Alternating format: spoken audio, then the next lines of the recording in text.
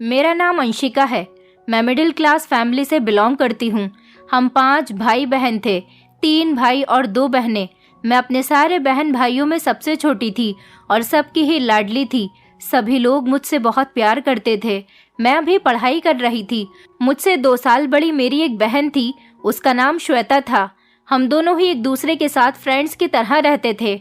हमारी जिंदगी बहुत अच्छी गुजर रही थी, जबकि मेरे तीनों भाइयों की शादी हो चुकी थी। मेरी 3 भाभियां भी थीं। मेरे सबसे बड़े भैया 37 साल के थे। उनके 2 बच्चे भी थे और उसके बाद तो हम सभी बड़े भैया से छोटे थे। हालांकि मेरी मम्मी की उम्र भी लगभग 60 साल की थी, लेकिन हमें नहीं पता था कि माँ की 60 साल की उम्र में भी हमारे घर में एक ऐसी परेशानी आ जाएगी जो हम लोगों को शर्मिंदा करके रख देगी। ये तो कुदरत का करिश्मा था। शायद भगवान यही चाहता था। वैसे जो भी वो करता है, जो वो चाहता है, सिर्फ वही होता है। हम या आप तो कुछ भी नहीं कर सकते। वैसे भी हमारे समाज में कुछ ऐसी बातें हैं जिनको सिर्फ दुनिया की शर्म और लिहाज में हमने खुद पर थोप रखा है, और हम न सिर्फ खुद भी इन सारी बातों से तंग होते हैं, बल्कि अपने इधर उधर वालों को भी इस मुश्किल का शिकार बना देते हैं। हमारे लिए इस दुनिया में इस जमाने के बनाए हुए कानून, भगवान के बने हुए कानून और उसके नियम से ज्यादा मायने रखते हैं। ऐसा इसलिए है क्योंकि हमने ही उन्हें खुद की तरफ से ज्यादा वैल्यू दी है, जो कि हमारे लिए जरूरी हो चुके हैं। और इसी सब की एक सच्ची घटना पर आधारित एक मिसाल और एक कहानी जो कि मैं आपको सुनाने जा रही हूँ, क्योंकि ये सब कुछ कहीं और की कहानी नहीं, बल्कि मेरी असल अपनी फैमिली की कहानी है, जो कि मेरे ही घर में देखी गई है।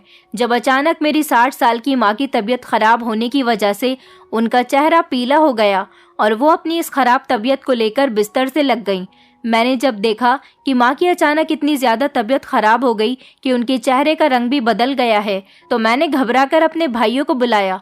मेरे तीनों भाई भी जब दौड़ते हुए माँ के कमरे में आए तो उन्हें देखकर वो भी फिक्रमंद हो गए थे, और सबकी जुबान पर एक ही सवाल था कि आखिर माँ को अचानक से क्या हो गया है। हालांकि इससे पहले इतनी उम्र आने के बावजूद भी मेरी माँ की तबीयत खराब नहीं हुई थी। मेरी माँ इतनी उम्र में भी बहुत फुर्तीली थी और घर के सारे काम फटाफट कर लिया करती थी। अब वो धीरे धीरे कमजोर होती जा रही थी, लेकिन हमारी किसी बात पर वो जवाब नहीं दे रही थी, सिर्फ सर झुकाए रही। पापा तो घर पर नहीं थे। हम लोग घबरा गए थे कि न जाने माँ को क्या हो गया है, लेकिन माँ थी कि कुछ बोलने का नाम ही नहीं ले रही थी। वो तो मुझे होश में ही नहीं लग रही थी। बड़े भैया ने डॉक्टर को बुलवाने के लिए कहा तो माँ कमजोर सी आवाज में इनकार करने लगी, कहने लगी कि मैं ठीक हूँ, तुम लोग फिक्र मत करो। हालांकि माँ ठीक तो बिल्कुल भी नहीं लग रही थी। भैया बहुत जिद करने लगे। मैं सबसे छोटी थी, इसलिए माँ और पापा की भी बहुत करीब थी। इस तरह से माँ की कंडीशन देखकर मैं बहुत घबरा गई थी और मैंने रोना शुरू कर दिया था। पता नहीं मेरी माँ को क्या हो गया था। मुझे उनकी हालत पर अफसोस हो रहा था। तभी पापा भी घर पर आ गए थे। उन्होंने जब हमें घबराया हुआ देखा तो वो भी हैरानी से कहने लगे कि तुम सबको क्या हो गया है, यहाँ एक साथ क्यों जमा हो, क्या कोई बात है? भैया परेशानी से कहने लगे कि पापा देखो ना, माँ कितनी ज्यादा कमजोर हो रही है और उनकी तबीयत भी ठीक नहीं लग रही। मैं डॉक्टर के पास जाने को कह रहा हूँ तो माँ डॉक्टर के पास जाने के लिए भी तैयार नहीं है। अब आप ही बताओ, हम परेशान ना हो तो क्या करें? पापा भैया की बातों पर हंसने लगे थे। हमने उनको इस तरह से हंसते हुए देखा तो हमें हैरानी हुई थी। माँ की हालत खराब थी और पापा को हंसी आ रही थी, मगर अगले ही पल जब पापा ने हमें माँ की खराब तबीयत की जो वजह बताई, उसे सुनकर तो हम सब भाई बहनों को झटका लग गया था और हमारे होश उड़कर रह गए थे और हमें यकीन नहीं हो रहा था कि क्या ये सच है। पापा कहने लगे कि परेशान होने की जरूरत नहीं है, तुम्हारी माँ बिल्कुल ठीक है। दरअसल वो माँ बनने वाली है, इसलिए उसकी तबीयत ऐसी हो रही है, इसलिए घबराओ मत, ये तो तुम लोगों के लिए खुशी की बात है। मेरे शादीशुदा और बच्चों वाले भैया इस खबर पर हैरान और शर्मिंदा होकर अपनी पत्नियों को देखने लगे थे। मेरी बहन श्वेता तो गुस्सा होकर अपने पैर पटकती हुई कमरे से बाहर निकल गई थी। भाभियां भी बड़बड़ाने लग गई थी। इस बात की किसी ने भी खुशी नहीं मनाई थी, बल्कि घर में अजीब सी परेशानी फैल गई थी। हम सब भाई बहन कोशिश करने लगे कि इस खबर को लोगों से कैसे छुपाया जाए, क्योंकि हमारी माँ तो खुद ही हमसे मुंह छुपा रही थी और हम लोगों से भी बहुत शर्मिंदा हो रही थी। अगर हमारे घर में कोई खुश था तो वो सिर्फ और सिर्फ मेरे पापा थे। उनके अलावा हम लोगों में से कोई भी इस बात से खुश नहीं था, बल्कि हम लोगों के चेहरे उदास हो गए थे और मैं तो समझ ही नहीं पाई थी कि ये क्या हो रहा है और क्या किया जाए। मैं खुशी मनाऊं या फिर परेशान हूं। माँ तो अपने बच्चों के ऐसे बिहेवियर पर शर्मिंदा रहने लगी थी जैसे कि वो कोई बहुत बड़ी गलती कर बैठी हो। मैं अपनी माँ को तसल्ली देना चाहती थी और उन्हें खुश रखना चाहती थी, मगर जो हालात घर के थे मैं भी नहीं समझ पाई थी कि मैं अपनी माँ को कैसे दिलासा दूं। तभी एक दिन अचानक से मेरी बहन श्वेता ने घर में हंगामा खड़ा कर दिया था और वो जोर जोर से चीखने लगी थी। माँ पापा की वजह से कहने लगी कि हम किसी को मुंह दिखाने के लायक नहीं रहे। पूछने पर पता चला कि उसका जिस लड़के के साथ रिश्ता फिक्स था वो लड़का हैरानी से उसे बार बार कॉल कर रहा था। श्वेता रोते हुए कहने लगी कि उसका फियांसे मुकुल जिद कर रहा है कि अपनी माँ से कहो कि वो ये झंझट खत्म कर दे, वरना मैं तो अपनी शादी पर शर्मिंदा हो जाऊंगा कि सास इस उम्र में बच्चा पैदा कर रही है। मेरे रिश्तेदार तो 10 तरह के सवाल करेंगे। श्वेता ने ना तो माँ का लिहाज किया था और ना ही वो अब अपना मुंह बंद रखने के लिए तैयार थी, क्योंकि उसकी शादी के दिन करीब आ रहे थे और वो अपनी शादी पर इतना तमाशा नहीं बनाना चाहती थी। उसे तो इस बात का डर था कि कहीं उसका रिश्ता न टूट जाए और उसकी शादी कैंसिल न हो जाए, इसलिए शर्म लिहाज रखे बिना ही बोलती चली जा रही थी। उसे सबसे ज्यादा अपनी आने वाली जिंदगी की फिक्र थी। माँ का तो उसकी बातें सुनकर चेहरा फक पड़ गया था और वो अपने हैरान चेहरे से श्वेता को देख रही थी। उसकी इन हरकतों पर पापा गुस्सा करने लगे कि इसमें कौन सा पाप हो गया है, बात को बढ़ाने की जरूरत नहीं है। आखिर किस बात की शर्मिंदगी और किस बात का हंगामा किया जा रहा है? तुम्हारी पढ़ाई लिखाई ने तुम्हारे अंदर की शर्म लिहाज को खत्म कर दिया है। ऐसी शिक्षा से तो अच्छा था कि मैं तुम्हें पढ़ाता ही नहीं। पापा ने पहली बार गुस्से में आज श्वेता को डांटा था, और वरना तो वो हमेशा से ही पापा की लाडली बेटी रही थी। दोनों भैया अपनी जगह पर माँ और पापा का सामना करने से कतराने लगे थे। वो भी अपनी नाराजगी का साफ साफ इजहार कर रहे थे और मैं अपने कमरे में जाकर हॉस्टल की तैयारी शुरू करने लगी थी। मुझे बार बार अपनी माँ का चेहरा याद आने लगा था और मैं बहुत रो रही थी। मेरा दिल दुखी होने लगा था। यही सोच रही थी कि आखिर इसमें माँ पापा की गलती ही क्या थी, और फिर यह हंगामा भी तो नया नहीं था। वो तो ये सब बहुत पहले से ही झेल रहे थे। हमारी फैमिली बहुत बड़ी थी, मगर हम सालों से ही खुशियों के साथ रह रहे थे। लेकिन जब से भैया की शादी हुई थी तो भाभीियों ने जताना शुरू कर दिया था कि माँ पापा इस उम्र में अलग कमरे में रहते हैं। वो हैरानी से कहती थी कि इस उम्र में हमारे सास ससुर तो दिन निकलने पर भी अकेले कमरे में बंद रहते हैं। इतनी बेशर्मी तो हमने अपनी नई नई शादी के दिनों में भी नहीं दिखाई थी। ये शब्द मुझे शर्मिंदा कर गए थे। भैया तो अपनी पत्नियों को टोकने के बजाय शर्मिंदगी से नजरें चुराने लगे थे। मेरी 3 भाभियां थीं, लेकिन तीनों ही कड़वा बोलती थीं। मेरी बहन श्वेता की एंगेजमेंट हो चुकी थी। वो एक प्राइवेट बैंक में जॉब किया करती थी और मैं बीए फाइनल ईयर के एग्जाम्स दे रही थी और यूनिवर्सिटी में पढ़ती थी। घर में बड़े भाइयों के छोटे छोटे बच्चे हमेशा शोर मचाए रखते थे। कभी हमारे पड़ोस में रहने वाली हमारी कजिन आ जाती थी तो उसके बच्चे भी बहुत ज्यादा हंगामा करते थे, और इन सब की वजह से मैं पढ़ाई नहीं कर पाती थी। जिस कमरे में श्वेता और मैं होते वहां पर भी भाभियां अपने 2 बच्चों को हमारे साथ सुला दिया करती थी। मेरे घर का माहौल बहुत उलझा उलझा सा रहता था।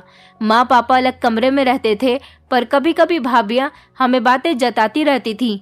कभी कहती थी कि बूढ़े बूढ़ी को भी इस उम्र में इश्क का बुखार चढ़ा रहता है, और कभी कहती थी कि बच्चे जवान हो गए हैं मगर इन लोगों को शर्म नहीं आती, हमेशा कमरे में बंद रहते हैं। मेरे पापा तो 65 साल के सेहतमंद आदमी थे। पापा की उम्र उनके चेहरे से ज्यादा नहीं लगती थी, क्योंकि शुरू से ही उन्होंने अपने आप को फिट रखा हुआ था, इसलिए वो अभी भी ज्यादा बूढ़े नहीं लगते थे। माँ की उम्र 60 के करीब पहुंच गई थी, मगर वो भी ज्यादा बूढ़ी नहीं लगती थी। लेकिन भाभियां उनके बारे में उल्टी सीधी बातें करती रहती थी। पापा पर बोलती रहती थी कि हमारे बूढ़े ससुर की तो अभी तक जवानी ही नहीं जा रही। इतनी बुरी किस्म की जाहिलों वाली बातें सुनकर मुझे गुस्सा आ जाता था। जबकि मेरी बहन श्वेता वो भी चिड़चिड़ी हो गई थी और माँ से हमेशा लड़ाई झगड़ा करती रहती थी और उनसे कहती थी कि आप हमारे साथ सोया करो अलग कमरे में। पापा के साथ रहने की भला क्या जरूरत है? आपकी ऐसी हरकतों की उम्र नहीं है, और आपको नहीं पता कि आपके घर में जवान जवान बच्चे बैठे हुए हैं, पोता पोती भी है, फिर भी आपको ये हरकत याद आ रही है। माँ शर्मिंदगी से नजरें चुरा लेती थीं, लेकिन मेरे पापा का रोब तो इस उम्र में भी पूरे घर में रहता था। इसलिए किसी की हिम्मत नहीं होती थी कि पापा से कुछ कह सके या उनसे किसी भी गलत तरीके की बातें कर सके। जो भी अपना गुस्सा दिखा रहा था वो माँ पर ही दिखा रहा था, क्योंकि माँ सबकी बात को खामोशी से सुन रही थी। पापा तो किसी भी हाल में अपना उसूल बदलने के लिए तैयार नहीं होते थे। घर में काफी सारे चेंजेस आ गए, मगर पापा का एक ही कमरे में मम्मी के साथ रहना अब तक वैसा का वैसा ही था। लेकिन पापा को तो खबर ही नहीं थी कि उनके पीठ पीछे उनके बच्चे और आस पड़ोसी लोग माँ को कैसी कैसी बातें सुना रहे थे। शायद माँ भी पापा से कोई ऐसी वैसी बात नहीं करती थी। मैंने हमेशा माँ को कम बोलते हुए और सीरियस होते हुए ही देखा था। वो कम उम्र में ही शादी करके हमारे घर में आ गई थी और फिर उन्होंने हमें जन्म दिया था और हमारी परवरिश की थी, अच्छे तरीके से की थी। हम बच्चों के सारे नखरे उठाए थे, मगर आज वही बच्चे उनको सिखाने पर तुले हुए थे कि कैसे रहना है। श्वेता तो कुछ भी सोच समझकर बोलती ही नहीं थी, जो मुंह में आता बोल जाती थी और माँ सर झुकाकर मेरी बहन की सारी नाराजगी भरी बातें सुनती रहती थी। मैं श्वेता को कभी कभी टोक देती थी, जब सारा घर अपनी जिंदगी को अपनी मर्जी से जी रहा है, फिर मेरी माँ और पापा पर ये पाबंदियां क्यों लगाई जा रही हैं कि वो साथ ना रहें। मेरी बहन मुझे डांटकर खामोश करवा देती थी कि तुम खामोश हो जाओ, तुम्हें क्या पता कि ये बात कितनी शर्मिंदगी की बात है। जरा तुम अपने माँ और पापा की उम्र तो देखो, क्या इस उम्र में उन पर ये हरकतें अच्छी लगती हैं? उनकी उम्र देखो और उनके काम देखो। अभी तुम्हारा कहीं पर रिश्ता नहीं हुआ, इसलिए तुम ऐसा कह रही हो। मुझसे पूछो कि मेरा फियांसे मेरी कितनी मजाक उड़ाता है। मैं खामोश हो गई थी। बड़ी भाभी का मायका हमारे मोहल्ले में ही था। उनकी माँ कभी कभी हमारे घर पर आ जाती थी और वो हर बार माँ को हंसते हंसते बातें सुनाने लगती थी। वो विधवा औरत थी, फिर भी कहती थी कि बहन, इस उम्र में हम तो शर्म के मारे अपने पति को देखते तक नहीं थे। बच्चों के पिता भी दूसरे कमरे में रहते थे, क्योंकि सब कहते थे कि अब हम दादा दादी बन चुके हैं, अच्छा नहीं लगता बड़े बड़े पोतों पोतियों के सामने एक ही कमरे में रहना। मेरे पति तो बहुत ही शर्म वाले आदमी थे। मेरी भाभी तो अपनी माँ की ऐसी बातों पर अपने पिता की याद में आंखें भिगो लेती थी, मगर अंदाज में बहुत गर्व होता था। वो लोग दूसरे शब्दों में मेरे पापा को बेशर्म बोलती थी, डायरेक्टली तो बोल नहीं सकती थी, इसलिए बात को घुमा फिरा दिया करती थी। लेकिन मुझे उन पर बहुत गुस्सा आता था। मेरा दिल चाहता था कि इन लोगों से पूछ लूं, क्या भगवान ने कहा था कि इस उम्र में अलग हो जाना?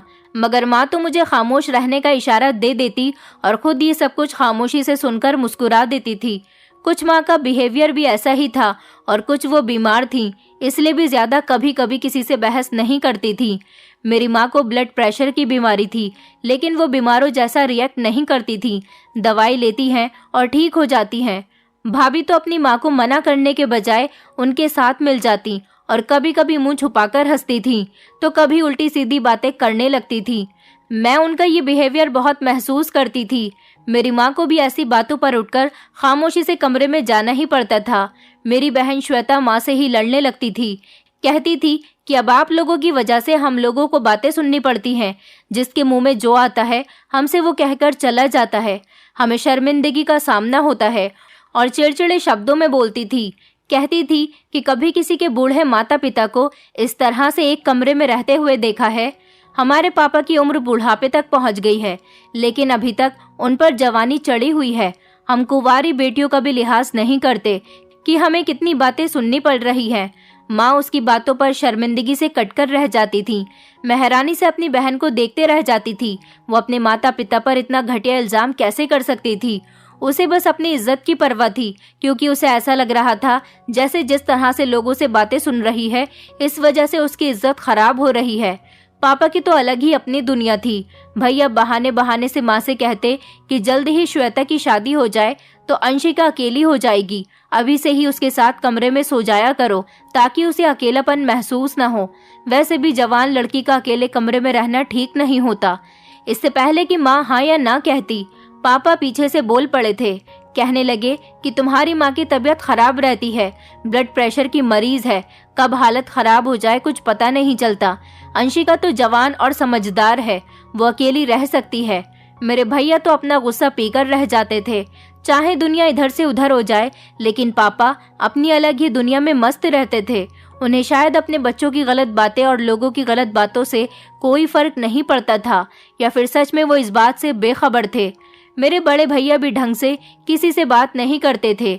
वो भी माँ को गुस्सा ही दिखाते थे। कभी तो बहाने से कह भी देते थे कि माँ, घर में मेहमान आया करें तो मेहरबानी करके अपनी बेटियों के साथ उनके कमरे में सो जाया करो, ताकि लोग आप पर उल्टी सीधी बातें ना करें। आपकी फिक्र करता हूँ, इसलिए ही कह रहा हूँ। आप तो जानती हो कि बोलने वाले की जबान तो नहीं पकड़ी जा सकती, इसलिए सावधानी कर ली जाए तो अच्छा है। माँ बेचारी अपने बच्चों की नाराजगी और पति की खुशी के बीच में फंसकर रह जाती थी। मैं बड़े बहन भाइयों को कुछ नहीं कह सकती थी, मगर मेरे दिमाग में कभी कभी ये ख्याल आता था कि क्या पति पत्नी का रिश्ता और शादी ज्यादा उम्र होने पर भी खत्म हो जाती है। एक बार मैंने अपनी ये परेशानी अपनी एक फ्रेंड को बताई तो वो भी हंसने लगी थी और मुझे छेड़ने लगी कि वाह अंशिका, तुम्हारे मम्मी पापा में तो अभी तक कितना प्यार है। मेरे मम्मी पापा का तो झगड़ा ही खत्म नहीं होता। मम्मी सारा दिन घर के कामकाज से इतनी चिड़चिड़ी हो जाती हैं कि हमारे पापा को सीधा जवाब तक नहीं देती। मेरी फ्रेंड ने ये बात यूनिवर्सिटी की और लड़कियों को भी बताई तो वो सब भी मेरा मजाक उड़ाने लगी थी और मुझे देखकर उल्टी सीधी बातें करती थी। कभी मैं बुरा मान जाती थी तो कभी वो कहती थी, अंशिका, हमारे माता पिता तो जवान हैं, मगर तुम्हारे माता पिता तो इतने बूढ़े हैं, क्या अभी भी वो अलग कमरे में रहते हैं। मैं अपनी दोस्तों के छेड़ने पर खामोश हो जाती थी। मुझे अपने माँ पापा गलत नहीं लगते थे, मुझे उन पर बोलने वाले लोग बुरे लगने लगे थे। न जाने लोग ऐसी बातें क्यों करते थे। घर में इस तरह के हालात, बच्चों का शोर और हर वक्त टेंशन की वजह से मेरी पढ़ाई पर बहुत ज़्यादा असर होने लगा था। छोटी भाभी के यहाँ बेटा पैदा हुआ तो भैया के ससुराल वाले हमारे घर आए थे और 1-2 दिन रुकने के लिए आए थे, क्योंकि छोटी भाभी का मायका दूर था। भाभी की बहनें माँ और पापा को अलग कमरे में सोता देखकर हम बहनों के सामने मजाक उड़ाने लगी थी और हंसकर कहने लगी कि तुम्हारे माँ पापा भी अजीब हैं, उनका घर मेहमानों से भरा पड़ा है और इतने पोते पोतियाँ हो चुके हैं, मगर वो दोनों अपनी अलग दुनिया बसाए बैठे हैं। वो लोग मेरे पेरेंट्स का खूब मजाक बना रही थी, खूब हंसने लगती और हैरान होती। ये कोई अजीब बात तो थी नहीं, इसमें ना ही कोई हैरान होने वाली बात थी।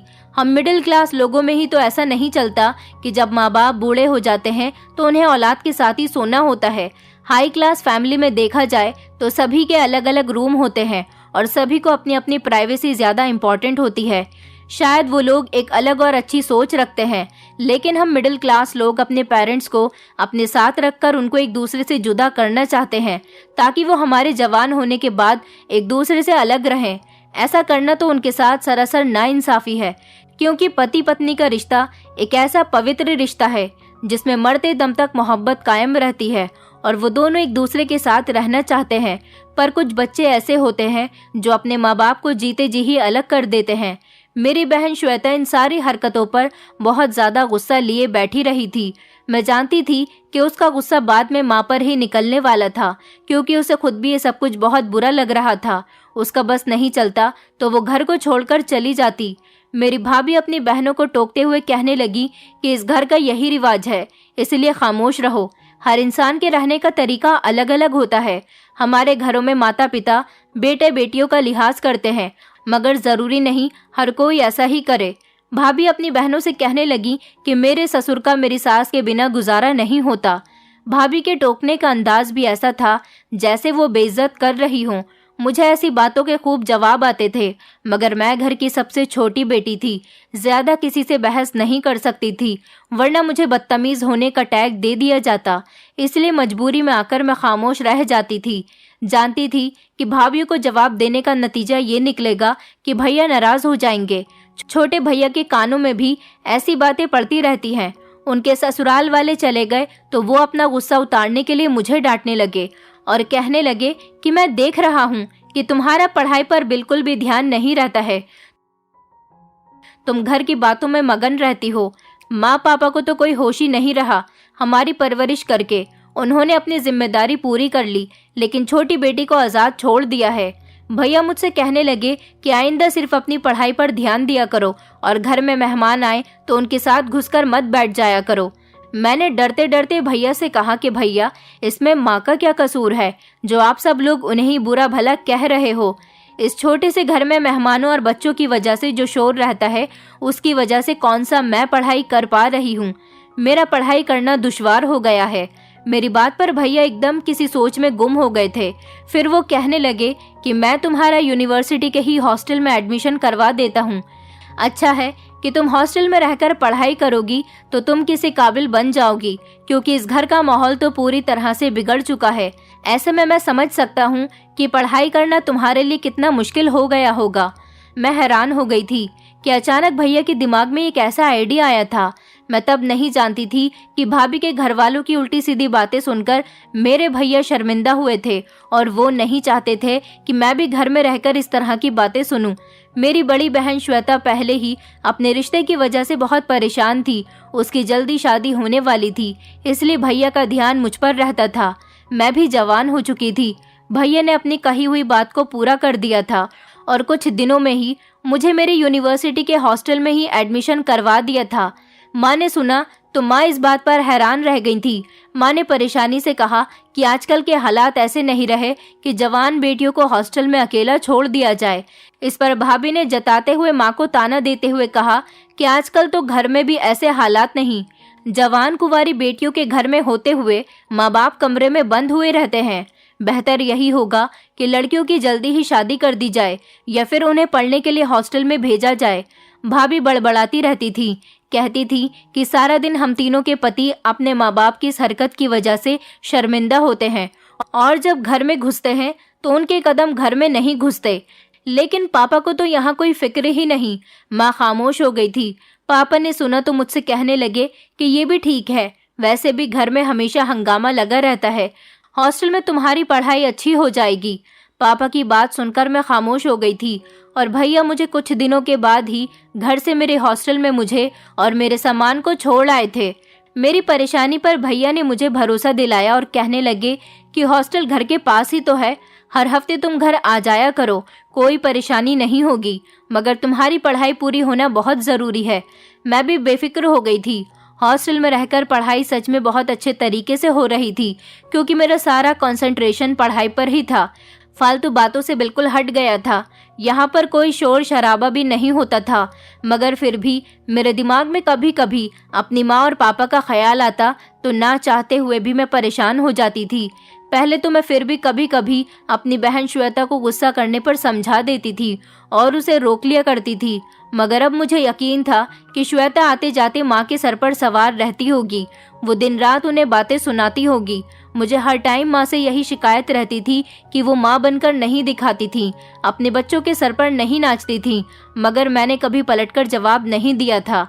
उनको चाहिए था कि अगर उनके बच्चे उनके खिलाफ कोई बात करें तो वो उनके मुंह पर पलटकर एक थप्पड़ मार दें और उनको यकीन दिलाएं कि हमारी इसमें कोई गलती नहीं है, क्योंकि औलाद तभी आपको गलत साबित करने पर तुल जाती है जब आप अपनी औलाद को ज्यादा ही छूट दे देते हो। वो अपनी जिंदगी पापा के साथ अच्छी गुजार रही थी। वो दोनों कोई पाप तो नहीं करते थे, मगर लोगों की बातों पर श्वेता तो खास तौर पर बहुत ही ज्यादा शोर मचाने लग गई थी। हर दिन नया ड्रामा क्रिएट कर देती थी। पहले हफ्ते में ही मैं असाइनमेंट की वजह से घर नहीं जा पाई थी, मगर अगले हफ्ते जब घर पहुंची तो माँ की तबीयत गिरी गिरी सी महसूस होने लगी थी। वो मुझे काफी कमजोर भी लग रही थी। मैं उनकी ऐसी हालत देखकर परेशान हो गई। माँ से इस बारे में पूछा तो वो बात को टाल गई थी। कहने लगी कि तुम बहुत दिन बाद घर आई हो, इसलिए तुम्हें ऐसा लग रहा है, मगर मैं ठीक हूँ। माँ मुझे तसल्ली देती रही, लेकिन मुझे अपनी माँ बिल्कुल भी ठीक नहीं लग रही थी। मैं उनकी तरफ से बहुत ज़्यादा परेशान थी। माँ की रंगत भी पीली पड़ गई थी। मैंने अपनी बहन से पूछा तो वो खामोशी से सर झटक कर कहने लगी कि माँ को भला क्या होना है, उनका ध्यान रखने के लिए पापा है ना, वही उनका ध्यान रखेंगे। वैसे भी उन्हें हमारी कोई ज़रूरत नहीं है। तुम बेवजह माँ की फिक्र करके परेशान रहती हो। मुझे अपनी बहन से यही उम्मीद थी। वो ऐसा ही कह सकती थी, क्योंकि वो तो इन दिनों अपने माँ बाप को दुश्मन समझ रही थी। मैं अफसोस से सर हिलाती हुई खामोश हो गई थी। घर में और कोई भी ऐसा मेंबर नहीं था जो माँ पापा की फिक्र करता। भाभी अभी यही कह रही थी। भाभी अभी यही कहती कि हमारा काम तो खाना वगैरह बनाना है और हम उस काम को अच्छे तरीके से कर रहे हैं। बाकी हमारे सास ससुर तो मज़े से रह रहे हैं, उन्हें तो दुनिया की कोई खैर खबर ही नहीं होती। मुझे यकीन था कि अभी यही कह दिया जाएगा कि पापा खुद संभाल लेंगे। मैंने पापा से पूछा तो पापा हंसकर कहने लगे, परेशान मत हो बेटी, मैं तुम्हारी माँ का बहुत ख्याल रखता हूँ, तुम घर वालों की बातों पर ध्यान मत दिया करो। मुझे इस बात पर कोई शक नहीं था कि पापा माँ का ख्याल रखते होंगे, लेकिन मैं अपनी परेशानी का क्या करती जो माँ को देखकर मेरे लिए बढ़ती चली जा रही थी। मैं माँ के अंदर काफ़ी सारे चेंजेस महसूस कर रही थी, मगर घर में किसी ने भी माँ पर इतना ध्यान ही नहीं दिया था कि कोई भी उनकी हालत को नोटिस करता। मुझे बहुत अफसोस हुआ था कि मेरे भाई और बहन माँ की तरफ से इतने लापरवाह हो चुके थे। भाभीियों को तो वैसे भी कोई फिक्र नहीं होती थी। रात का खाना खाने के बाद मैं अपने कमरे में सोने के लिए लेटी तो अचानक मुझे माँ का ख्याल आ गया। पापा भी उस टाइम घर पर नहीं थे। मैंने सोचा कि सोने से पहले एक नज़र माँ को उनके कमरे में जाकर देख लूं, क्योंकि मुझे उनकी फिक्र सता रही थी। मैं उनके कमरे में गई तो वो बेखबर बिस्तर पर पड़ी हुई थी और उनका चेहरा तप रहा था। मैं माँ को पुकारने लगी तो वो अपनी बेहोशी भरी आंखों से मुझे देखने लगी। उनको देखकर मेरी घबराहट बढ़ गई। मैं जल्दी से जाकर भाइयों को बुलाकर लाई। श्वेता भी रूम में ही अपने मोबाइल पर लगी हुई थी और वो मेरे बुलाने पर फौरन ही आ गई। मेरे चलने पर सबने महसूस किया कि माँ की तबीयत बहुत ज़्यादा ख़राब हो रही थी। मेरे भैया भी फिक्रमंद हो गए। मुझे लगा कि माँ का ब्लड प्रेशर लो हो चुका है, इसलिए उनकी तबीयत ऐसी हो रही है। लेकिन माँ कमज़ोर आवाज़ में हमें बार बार तसल्ली दे रही थी। वो कह रही थी कि मैं ठीक हूँ। माँ हॉस्पिटल जाने के लिए तैयार नहीं हुई, मगर मैं रोने लगी थी। उस टाइम अचानक पापा भी घर पर आ गए। पापा घर आए तो उन्होंने हमें वो खबर दी जो मेरे बहन भाइयों के सर पर धमाके की तरह फूट गई थी। उस वक्त के बाद से ही घर में खामोशी छाई रहती थी। मुझे अगले दिन हॉस्टल भी जाना था, मगर मेरा दिल नहीं मान रहा था। मैंने भैया से कहा कि मैं कुछ दिन माँ के साथ रहना चाहती हूँ। वो गुस्से से कहने लगे कि माँ की तो अब ऐसे ही कंडीशन रहेगी, तो क्या तुम अब हर टाइम अपनी पढ़ाई छोड़ छाड़ कर माँ के साथ ही लगी रहोगी? तुम अपनी पढ़ाई पर ध्यान दो। मैं भैया के गुस्सा करने पर खामोश हो गई और अगले ही दिन हॉस्टल वापस चली गई। मगर पूरा हफ्ता मेरा बेचैनी में गुजरा था। अगले हफ्ते जब मैं घर वापस आई तो श्वेता का बिहेवियर कुछ ज़्यादा ही चिड़चिड़ा हो रहा था। वो किचन में काम करती तो बर्तनों की उठक पटक लगाए रखती थी। भाभी कहती कि जब तक नौकरी पर रहती है सुकून रहता है, घर आते ही हम लोगों का दिमाग खराब कर देती है। मैंने श्वेता से उसकी इस हरकत की वजह पूछने की कोशिश की तो वो मुझसे लड़ पड़ी। कहने लगी कि मुझसे कोई बात मत करो, मेरा पहले ही काफ़ी दिमाग खराब हो रहा है। मुझे लगा कि श्वेता को अभी तक माँ वाली बात ही बुरी लगी हुई है, लेकिन मैं समझ नहीं पाई थी कि वो किसी और परेशानी का शिकार हो रही है।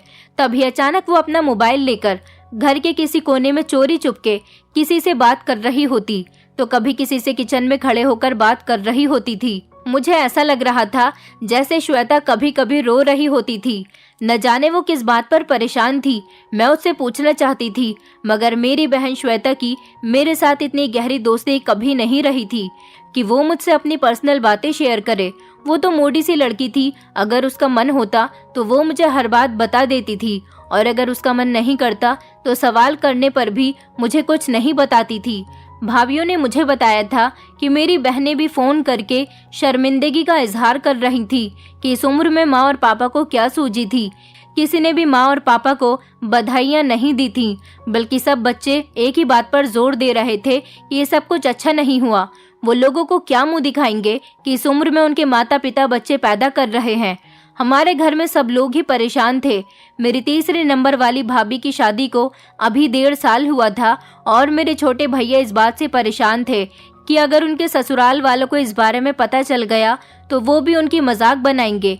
वो अपने ससुराल जाएंगे तो उन लोगों को क्या मुंह दिखाएंगे। मेरा ख्याल था कि शायद श्वेता भी ऐसे ही किसी मुश्किल का शिकार थी। जिस दिन मुझे हॉस्टल वापस जाना था उसी दिन श्वेता ने अचानक जोर जोर से रोना शुरू कर दिया। वो घर में लड़ने झगड़ने लगी।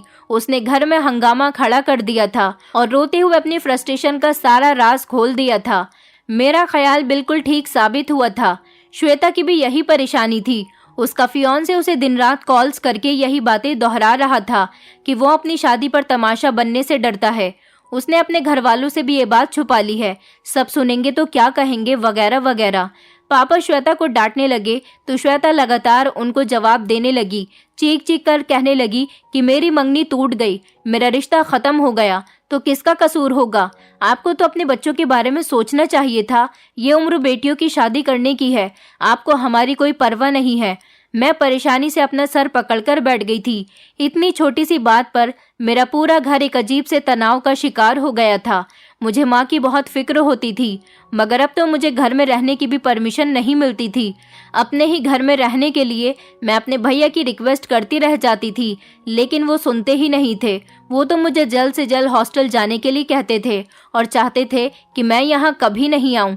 मैं चाहती थी कि मैं अपनी माँ की खुद सेवा करूँ, क्योंकि मेरी माँ की तबीयत ठीक नहीं थी और हमें उनका ख्याल रखना चाहिए था। उनका बहुत ज़्यादा ख्याल रखने की ज़रूरत थी। श्वेता तो जिस मुश्किल से गुजर रही थी वो कभी माँ की देखभाल नहीं करती, मगर मेरे भैया का एक अलग ही जवाब होता था, तुम अपनी पढ़ाई पर ध्यान दो, घर के इन बेवजह के मैटर से खुद को दूर रखो तो अच्छा होगा। मैं अपने भैया को ये बात कहते कहते रह जाती थी कि ये मेरा घर भी है और वो मेरे माता पिता हैं। मेरी माँ की अगर उन्हें कोई परवाह नहीं थी तो मुझे परवाह है। मैं उनका ख्याल रख सकती थी, मैं जिद नहीं कर सकती थी। पहले ही माँ पापा मुश्किल का शिकार थे। मैं जानती थी कि अगर मैं कोई जवाब देती तो उसका इल्जाम भी मेरी माँ पर ही आ जाता कि वो दोनों लापरवाह हैं, अपनी दुनिया में मस्त रहे और अपनी बेटी को अच्छे तरीके से परवरिश नहीं की। मैं चुपचाप सामान पैक करके हॉस्टल चली आई। हॉस्टल के कमरे में छुपकर मैं कितनी देर तक माँ के लिए रोती रही थी। मेरा दिल दुखी हो रहा था। इन दिनों तो मेरी माँ को खुश रहने की ज़रूरत थी, मगर मेरे भाई बहन शोर मचाए रहते थे। मुझे लगता था कि टाइम गुजरने के साथ साथ भैया और श्वेता भी इस मामले को भूल जाएंगे। मगर मैं हॉस्टल से अगली बार जब घर गई तो ये जानकर मुझे झटका लगा कि मेरे तीनों भैया अपने लिए अलग घर ढूंढ रहे थे। भाभीियों ने उनका जीना दुश्वार कर दिया था। बड़ी भाभी कहने लगी कि हम अपने बच्चों की परवरिश करेंगे या इस उम्र में सास ससुर की सेवा के साथ साथ उनके बच्चों की भी देखभाल करें। अगर घर का माहौल यही रहा तो हमारे बच्चों पर इन बातों का क्या असर होगा। श्वेता का फियांसे भी कुछ सुनने के लिए तैयार नहीं था और बिगड़ा हुआ रहने लगा था। मैं तो ये सब कुछ देखकर हक्का बक्का रह गई थी। हमारे समाज में शादीशुदा बच्चों की मां का प्रेग्नेंट होना इतना बड़ा जुर्म बन चुका था कि किसी ने भी ये ख्याल नहीं किया। भगवान ने इसमें कोई पाबंदी नहीं रखी थी। माँ अगर माँ बन रही थी तो इसमें भगवान की मर्जी शामिल थी, वरना मैंने कई जवान शादीशुदा कपल्स को भी औलाद के लिए तरसते हुए देखा है और मेरी माँ की इस उम्र में भी औलाद पैदा हो रही थी। ये सब तो भगवान के हाथ में था। वो जब चाहे जिसे चाहे औलाद दे सकता है। मेरी माँ अब फिर से माँ बन रही थी तो इसमें गलत ही क्या था। क्या हमारे वक्त में वो माँ नहीं बनी थी? मेरे भाइयों को शायद अलग होने का बहाना चाहिए था। वो लोग घर से चले गए थे। मेरी माँ बिना कुछ किए ही बहुत शर्मिंदा हो रही थी। पापा हर टाइम माँ को बोलते कि तुम खुश रहा करो, इन सब को इग्नोर किया करो, देख लेना एक दिन सब कुछ ठीक हो जाएगा। उधर श्वेता भी अपने फियांसे की वजह से हमेशा चिड़चिड़ी सी रहती थी। मैं हॉस्टल छोड़कर घर आ गई थी ताकि अपनी माँ की सेवा कर सकूं और मेरी बहन पर भी काम का ज्यादा बोझ ना रहे, क्योंकि वो नौकरी भी करती थी। मैं घर का माहौल बेहतर करने की कोशिश करती रही, मगर हर बार कुछ न कुछ ऐसा हो जाता था कि घर के माहौल का मज़ा ही खराब हो जाता था। इन दिनों माँ कुछ बेहतर होने लगी थी। पापा ने बहाने से श्वेता की शादी की डेट आगे कर दी थी। कुछ महीने बाद मेरी माँ ने प्यारे से बेटे को जन्म दिया था। हमारा प्यारा सा भाई इस दुनिया में आ चुका था। मैं छोटे भाई को देखकर बहुत खुश हुई थी। वो बहुत खूबसूरत था, बिल्कुल किसी गुड्डे की तरह लग रहा था। बड़े भैया घर आए तो जरूर थे, मगर फॉर्मेलिटी पूरी करके चले गए थे। मुझे अब किसी की भी कोई फिक्र नहीं थी। जब से मेरी दोस्तों ने मेरे पेरेंट्स का मजाक उड़ाया था, मैंने उन लोगों से भी दोस्ती खत्म कर दी थी। अभी श्वेता का गुस्सा कम नहीं हुआ था कि उसके फियांसे को हमारे यहाँ बेटा पैदा होने की खबर मिल गई। उसने रिश्ता खत्म कर दिया था। उसने श्वेता से कहा कि तुम्हारे माता पिता के रंग ढंग मुझे पसंद नहीं आए। अजीब फैमिली है तुम्हारी। तुम्हारे पेरेंट्स तो बच्चों के भी बच्चे हो रहे हैं। कितनी बुरी बात है कि तुम्हारे पेरेंट्स के इस उम्र में आकर बच्चे हो रहे हैं। श्वेता शर्मिंदगी की वजह से उससे कुछ नहीं कह पा रही थी। पापा बहुत परेशान थे। मैं एक दिन श्वेता के आगे हाथ जोड़ने लगी और उसके आगे रो पड़ी कि मेरी वजह से तुम्हारा रिश्ता खत्म हो गया, ये मेरी गलती थी। श्वेता माँ के गले से लगकर खूब रोने लगी। कहने लगी, माँ इसमें आपका कोई कसूर नहीं है, गलत तो हम थे। मैं उस इंसान के लिए आपको दुखी करती रही जिसने एक ही झटके में 2 साल का रिश्ता खत्म कर दिया, और एक आप हो, मेरे इतनी बदतमीजी करने पर भी मुझे गले से लगा रही हो। वो माँ से प्यार करने लगी। मैंने भगवान को धन्यवाद कहा कि देर से ही सही मगर श्वेता को अकल तो आ गई थी। मैं सारा दिन छोटे भाई को गोद में उठाए रखती थी। मेरे पापा बहुत खुश होते थे, कहते थे कि हमारे बुढ़ापे का यही सहारा बनेगा। बड़े बेटे तो बेवफा निकले। माता पिता अपनी औलाद को मुश्किल वक्त में ही देखते हैं कि उसकी कौन सी औलाद उसका साथ दे सकती है और कौन सी औलाद उसका साथ छोड़ सकती है। और ऐसा वक्त मेरे माता पिता पर गुजरा था जिस पर मेरे तीनों भाई अपनी पत्नियों को लेकर अलग हो गए थे। उन्होंने बिना किसी जुर्म के ही मेरे माता पिता को सजा दे दी थी। पापा को भाइयों का इस तरह से घर छोड़कर चले जाना दुखी करता रहा। फिर एक दिन पापा को श्वेता के लिए बहुत अच्छा रिश्ता भी मिल गया। ये रिश्ता उसके पुराने वाले रिश्ते से कई गुना ज्यादा अच्छा था। उसके ससुराल वाले बहुत सुलझे और पढ़े लिखे लोग थे। कुछ महीनों बाद ही श्वेता की भी शादी कर दी गई। बड़े भैया हमारे घर तो आते थे लेकिन छोटे भाई को प्यार नहीं करते थे क्योंकि उसको प्यार करने की उन्हें हिम्मत ही नहीं होती थी। वो छोटा तो था लेकिन था तो उनका ही भाई। और मैं उनके इस घमंड को देखकर ये सोचती रह जाती हूँ कि आखिर क्यों हमारे लिए दुनिया के उसूल ज़रूरी हैं। क्या भगवान के उसूल हम लोग भूल चुके हैं? लेकिन मैं ये अच्छी तरह से जानती हूँ कि भगवान की नज़र में मेरे माता पिता गलत नहीं हैं, क्योंकि उन्होंने ही तो उनको इतनी उम्र होने के बावजूद भी ये तोहफा दिया था। मेरी बहन की तो शादी हो गई है लेकिन मैं अब उसकी जगह जॉब करने लगी हूँ और पापा भी काम करते हैं।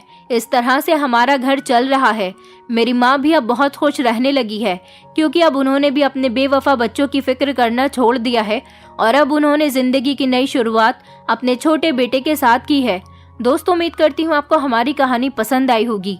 कहानी पसंद आई है तो वीडियो को लाइक करें, चैनल पर नए हैं तो चैनल को सब्सक्राइब करें और हाँ, नोटिफिकेशन बेल को ज़रूर दबाएं ताकि अगली अपडेट सबसे पहले आपको मिले।